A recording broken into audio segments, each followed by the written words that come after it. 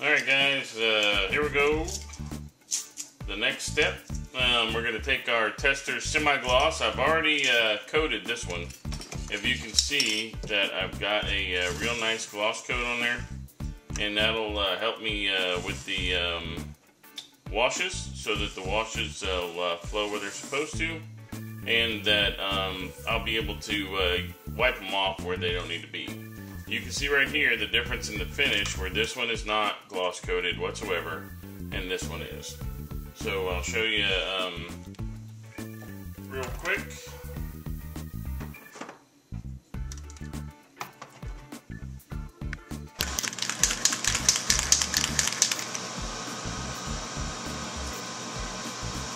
Alright, here we go.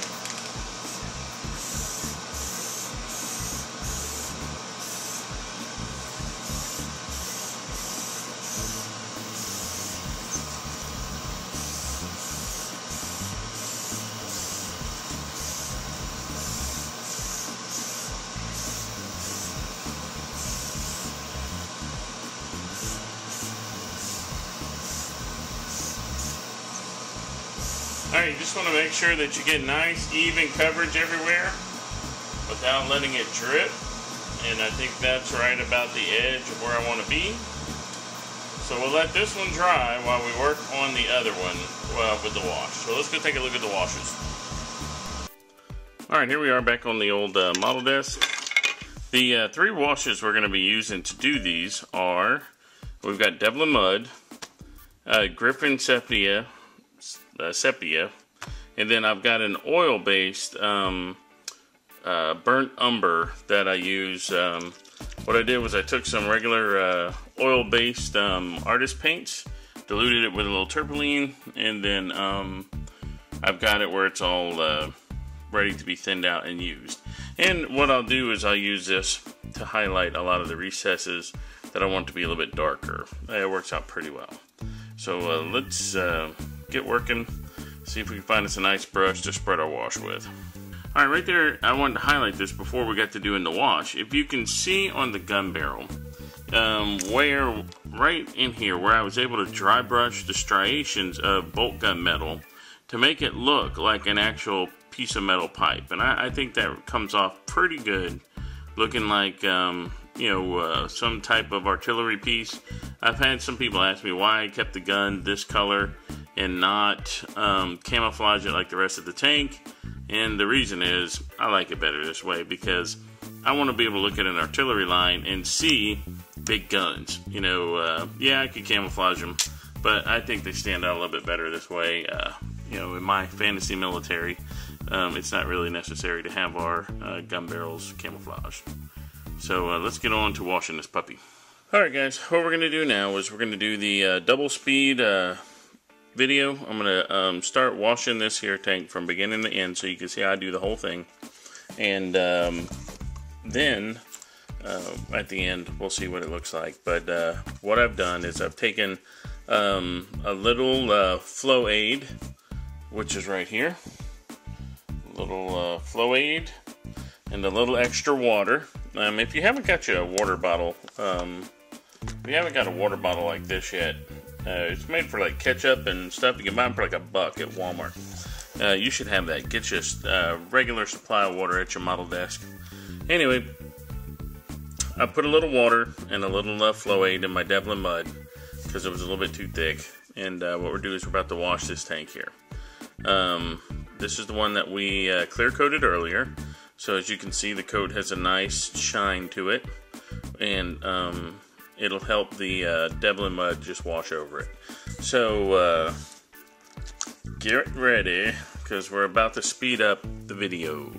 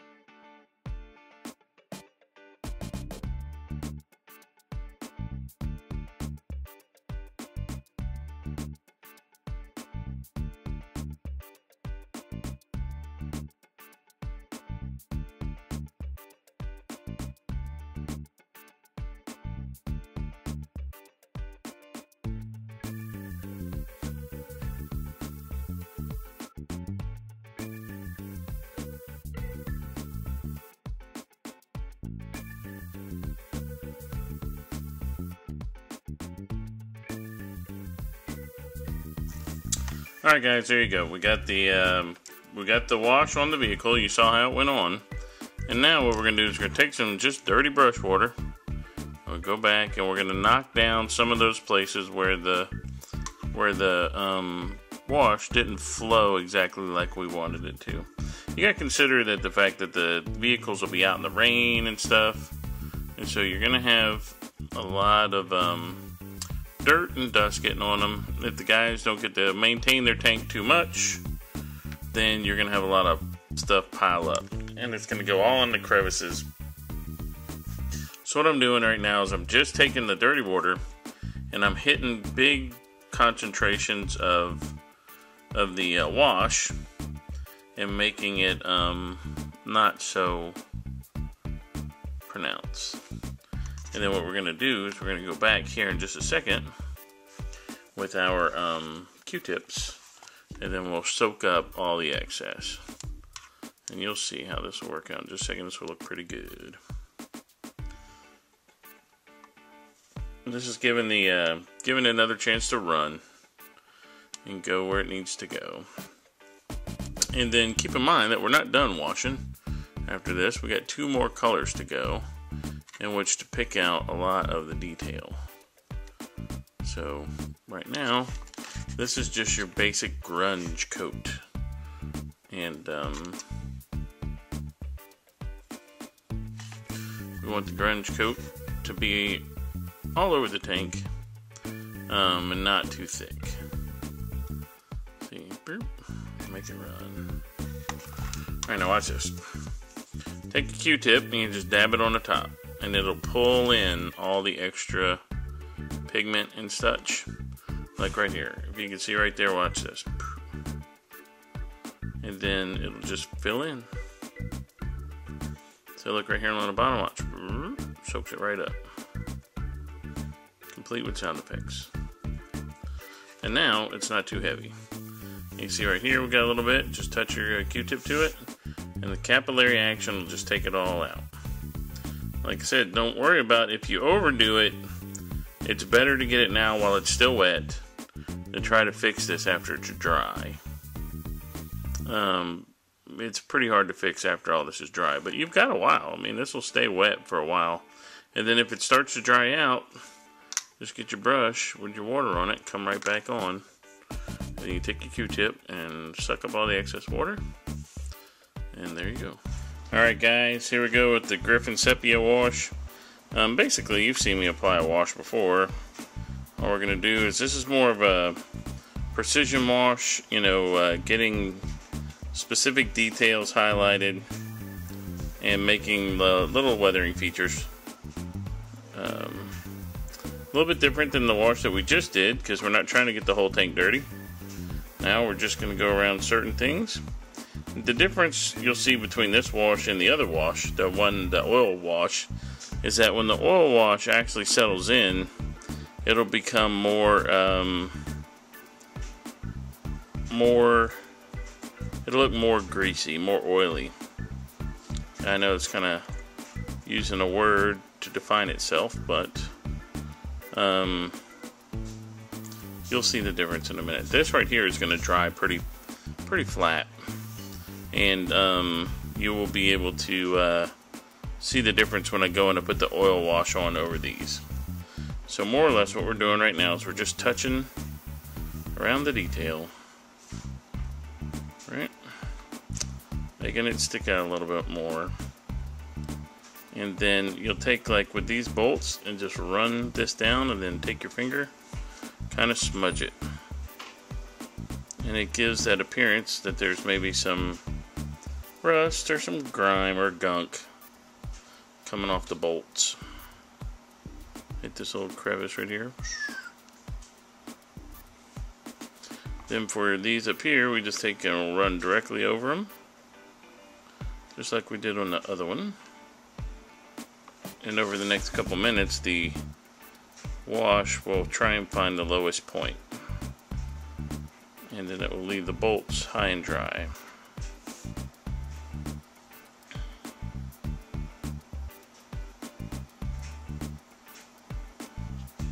Alright guys, there you go. Look at the difference Now that we've got just the bolts picked out, I mean, this wasn't really a hard step or very involved. You know, we've got some of the detail picked out with the different color. Makes it stand out a little better. You can see really well around these bolts right here that it made a difference. And then you look on your side, very light, just a little drainage there, little detail in the down here in the bottom. And this is not the last wash. We're gonna go ahead next and do our pastels before we go in with the oil wash. But so this is just one way of doing it. I think it looks pretty good. Didn't go too crazy on the back or the top, just the sides where the water would wash things off. Alright, so on to our next step.